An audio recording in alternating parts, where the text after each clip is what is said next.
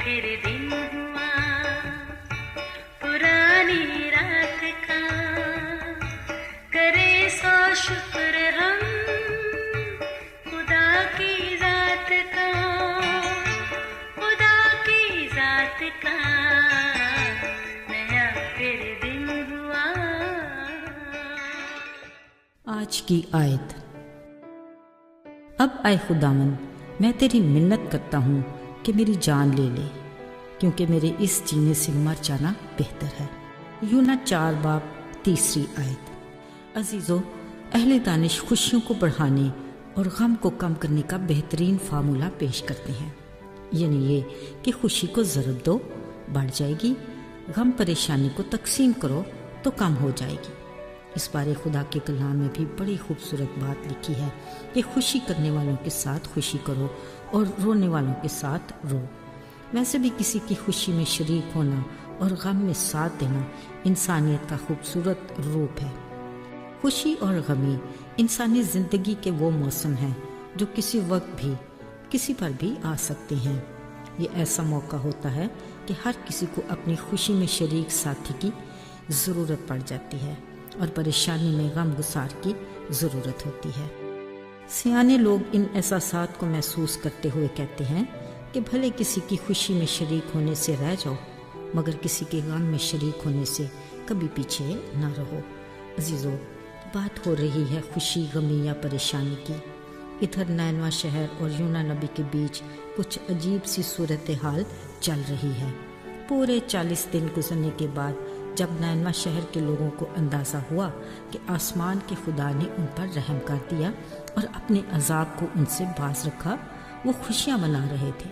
مگر یونا نبی شہر سے باہر بیٹھا انتظار کر رہا تھا کہ شہر اب برباد ہوا کہ اب ہوا۔ جب کافی وقت گزرنے کے بعد ایسا نہ ہوا تو وہ سخت برہم ہوا، خدا سے شکوہ کیا، جب میں ابھی اپنے وطن میں تھا تو یہ جان گیا تھا کہ تو رحیم اور کریم، قہر کرنے میں دھیما اور شفقت میں غنی ہے۔ تو کبھی بھی اتنے لوگوں کو برباد نہیں کرے گا، اسی لیے تو میں ترسیس کو بھاگا تھا۔ دیکھا نا، وہی ہوا۔ میں نے تیرے ہی حکم سے شہر کے لوگوں کو کہا تھا کہ 40 روز کے بعد تمہارا شہر برباد ہو جائے گا۔ اب دیکھ اے خدا، ایسا ہوا نہیں۔ عزیزو، افسوس، اسے نینوا شہر کے لوگوں کے لیے خدا کی محبت اور اس کے رحم کی اتنی اہمیت نہیں تھی جتنا دکھ اسے اپنے بارے میں لوگوں سے کہی بات کو غلط ہونے کا تھا۔ خدا کو یونا نبی کے اس رویے کا بخوبی اندازہ تھا۔ کہا، یونا، تو ایسا ناراض کیوں ہے؟ کیا تو نہیں جانتا کہ تیرے منادی کی بدولت انہوں نے اپنے برے کاموں سے توبہ کی اور میں نے بھی رحم کیا؟ اگرچہ یہ یونا نبی کی نادانی، نہ سمجھی اور بے وقوفی تھی، پھر بھی خدا نے اس کے بارے میں صبر کیا اور اس کی مایوس کن کیفیت کو برداشت کیا۔ خدا جو ایک پرخلوص دوست اور شفیق باپ ہے، اب وہ ایک ماہر استاد کی طرح اپنے اور نینوا شہر کے رشتے کو ناراض یونا نبی کو سمجھانا چاہتا تھا۔ اس بارے وہ یونا نبی کو ایک تجربے کے عمل سے گزارنا چاہتا تھا۔ اس وقت ناراض یونا نبی شہر کے باہر ایک چھتر بنا کر اس کے سائے میں بیٹھا تھا۔ اب اسے بس نینوا شہر کی بربادی کا شدت سے انتظار تھا۔ اچانک اس نے دیکھا کہ اس کے پاس ایک کدو کی بیل اگی، دھیرے دھیرے بڑھی۔ اس ہری بیل نے اس کے اوپر ایسا سایہ کیا کہ وہ گرمی کی تکلیف سے بچ گیا۔ وہ اس عجیب اتفاق سے بے حد خوش تھا۔ عزیزو، پھر اگلی ہی صبح ایک کیڑے نے بیل کو ایسا کاٹا کہ وہ سوکھ گئی۔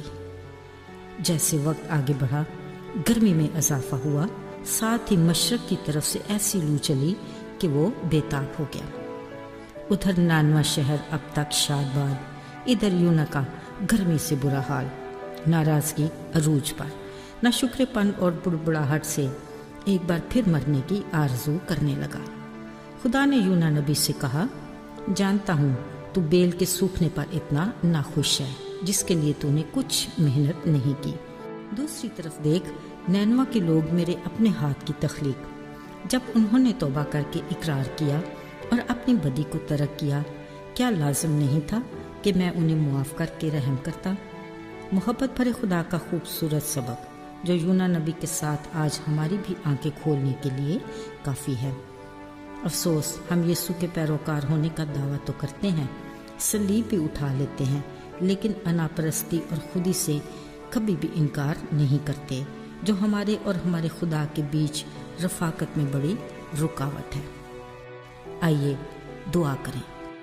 اے مہربان خدا باپ، تو نہایت تمجید کے لائق ہے، پر ہم تیرا جتنا بھی شکریہ ادا کریں وہ کم ہے۔ تو اپنے فضل سے کئی بار ہمارے گناہوں کو معاف کرتا اور بدی کو بخش دیتا ہے۔ ہمیں زندگی کے ہر قدم پر تیری ضرورت ہے۔ اپنے وعدے کے مطابق ہم سے کبھی دستبردار نہ ہونا۔